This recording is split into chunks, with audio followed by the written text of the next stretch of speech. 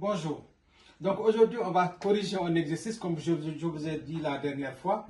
Donc je vais faire des vidéos mais en corrigeant des exercices. Mais en faisant ces exercices-là, on va essayer de rappeler un certain nombre de choses. D'accord? Donc ici, c'est un exercice où on va utiliser le théorème Thalès et le théorème de Pythagore.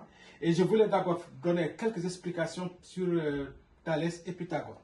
Donc tous les deux, qu'on le dise ou pas, ils ont fait leurs études ou bien ils sont partis en Égypte, en Afrique. C'est là-bas qu'ils ont eu leur connaissance. Donc, Thalès, lui, c'est en Égypte qu'il a pu trouver la hauteur de la pyramide de Khéops. Et Pythagore, c'est là-bas qu'il a pu trouver ces fameux triplés pour faire son théorème. Et les anti-pythagoriciens disent que ce n'est pas un théorème, parce que lui, il a appliqué un certain nombre de triplés, comme les Égyptiens. Donc, les Égyptiens, eux, ils faisaient une corde qu'ils coupaient en 13 nœuds. En 13 nœuds équidistants, donc il y avait 13 nœuds équidistants, et quand ils mettaient ici 3 nœuds, 4 nœuds, comme par hasard, ça faisait ici 5. Et là, on voit bien que si ça me donne ici 4, ça fait 12.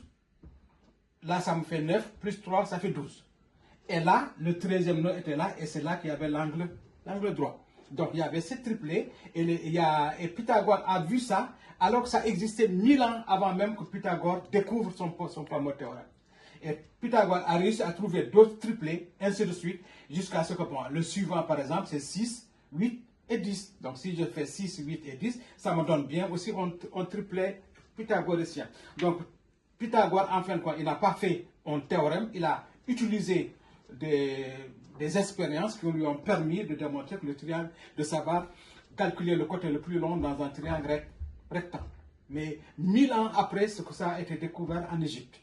Et Thalès, lui, il est venu, quand il est venu, lui aussi, il a eu la pyramide de Khéops. Et quand il a eu la pyramide de Khéops, il a voulu avoir la hauteur. Et quand il a voulu faire la hauteur, la même chose lui aussi. Qu'est-ce qu'il a fait? Donc il y a la pyramide qui est là. Donc il y a le soleil qui est là. Donc ici, il a mesuré cette distance-là. Il s'est mis, il prend ça, il se met ici. Il continue, il fait ça. Alors, qu'est-ce qui se passe? On voit bien que là, Thalès et la pyramide, donc ça fait, comme c'est perpendiculaire, ces deux droites-là sont parallèles. Et donc, à partir de là, il a fait sa fameuse égalité. Donc, en faisant cette longueur-là sur celle-là, et cette longueur-là sur celle-là qu'on ne connaît pas, alors, en faisant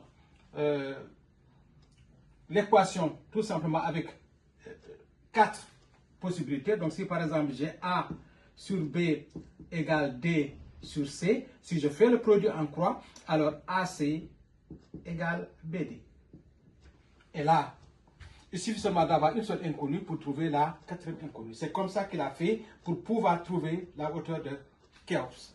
Donc, tout simplement en utilisant son fameux théorème. Donc, en utilisant les droites parallèles. Pythagore, lui, il a utilisé son fameux théorème. Bon, les anti-pythagoriciens disent que ce n'est pas un théorème, parce qu'un théorème, c'est d'une façon générale, mais lui, ça ne marche que quand on a ça. Donc, quand on a des triplés. Donc, ça ne marche, sinon, ça ne marche pas. Et ainsi de suite, donc, c'est un mathématicien français qui a dit que, mais si Pythagore a dit ça, donc, ça veut dire que si j'ai z puissance n, je dois avoir x puissance n plus y puissance n. Mais tout simplement, il avait dit que, ben, écoutez, je n'ai pas assez de place pour faire la démonstration. Mais lui, il avait dit de toute façon, il ne faut pas que les nombres, ça soit supérieur, il ne faut pas que n soit supérieur à 2. C'est ça qu'il a dit. Et donc, quand il a dit ça, ben, d'autres sont venus, ils ont fait des démonstrations et on a pu aller plus loin que ça. Mais on ne peut s'arrêter que là. D'accord? Donc ici, sachant qu'on a z, on a x, y, n, donc là, on ne peut pas. D'accord? Donc en utilisant ces fameux théorèmes, donc ici, Pythagore, lui, il a utilisé son théorème ou sa propriété, ou son exemple, moi je dirais beaucoup plus exemple, tout simplement en utilisant un triangle rectangle. Il faut qu'au départ, le triangle soit rectangle. Tandis que Thalès, en fin de compte, lui, qu'est-ce qu'il a fait? Donc on a fait un triangle où j'ai un point M ici, N ici, Donc j'ai A, B, C. Mais pour lui aussi, il faut que MN soit parallèle à ABC. Donc Thalès ne marche que si MN est parallèle à BC. Et donc là, on peut faire une première égalité. On fait AM sur AB égale AN sur AC égale MN sur BC. BC, donc ici, si je simplifie ici, le N ici, le N ici, il ne me reste plus que le A. Donc ici, j'ai AB, j'ai AM sur AB. Donc si j'enlève le A, j'enlève ça, il ne me reste plus que MN sur BC. Et à partir de là, si j'ai une égalité, j'ai une valeur ici, une valeur ici, une valeur ici, je peux trouver la quatrième valeur en faisant le produit en croix. Donc on dit que ça c'est la configuration dans le triangle. Et il y a l'autre configuration.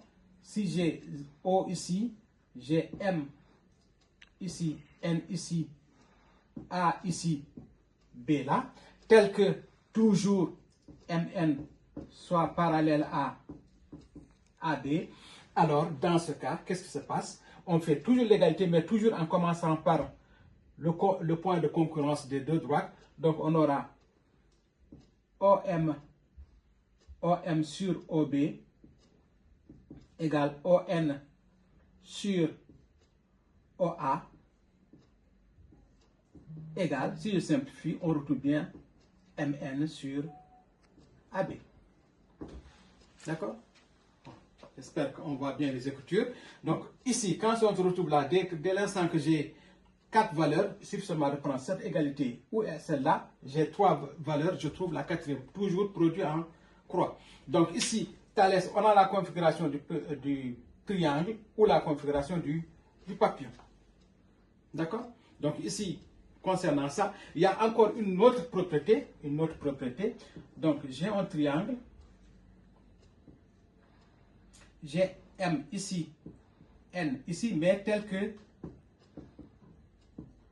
ici c'est milieu, ici aussi c'est le milieu. D'accord? Et donc cette droite-là, si je la trace, ça par contre c'est pour démontrer que c'est parallèle. Donc on a bien MN qui est parallèle à MN, parallèle à ABC. D'accord? Et MN